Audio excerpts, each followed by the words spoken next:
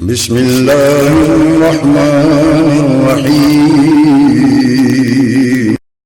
سیدنا انس بن مالک رضی اللہ عنہ سے روایت ہے کہ رسول اللہ صلی اللہ علیہ وسلم نے فرمایا، اس شخص کے لیے ایک دفعہ خوشخبری ہے جو مجھ پر ایمان لایا اور میرا دیدار کیا، لیکن جو آدمی بن دیکھے مجھ پر ایمان لایا اس کے لیے 7 دفعہ خوشخبری ہے۔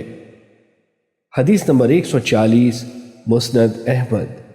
سیدنا عمر بن عبسہ رضی اللہ عنہ سے مروی ہے کہ ایک بوڑھا آدمی لاٹھی کے سہارے نبی کریم صلی اللہ علیہ وسلم کے پاس آیا اور اس نے کہا، اے اللہ کے رسول، بے شک میں نے دھوکے، خیانتیں اور برائیاں کی تھیں، کیا پھر بھی مجھے بخش دیا جائے گا؟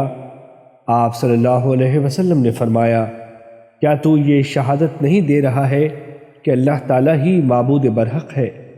اس نے کہا، کیوں نہیں، بلکہ میں تو یہ گواہی بھی دیتا ہوں کہ آپ اللہ کے رسول ہیں۔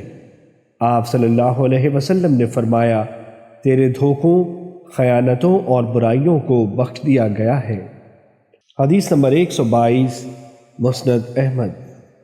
یزید بن ابی مریم کہتے ہیں، میں جمعے کے لیے مسجد کی طرف پیدل جا رہا تھا، مجھے عبایہ بن رافع ملے جبکہ وہ سواری پر تھے۔ وہ کہنے لگے، خوش ہو جا۔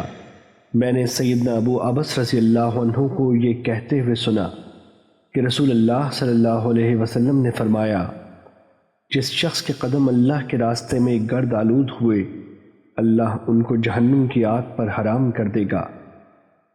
حدیث نمبر 2767، مسند احمد۔ سیدنا ابو ذر رضی اللہ عنہ کہتے ہیں، رسول اللہ صلی اللہ علیہ وآلہ وسلم نے فرمایا، میں ایک آیت جانتا ہوں، اگر لوگ اس پر عمل کر لیں تو ان کے لیے کافی ہو۔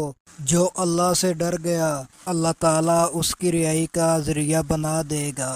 سنن نسائی، حدیث نمبر 2767۔ سیدنا ابو ہریرہ رضی اللہ عنہ سے مروی ہے کہ رسول اللہ صلی اللہ علیہ وسلم نے فرمایا، بے شک اللہ تعالیٰ فاجر آدمی کے ذریعے اس دین کی مدد کرتا ہے۔ حدیث نمبر 109، مسند احمد۔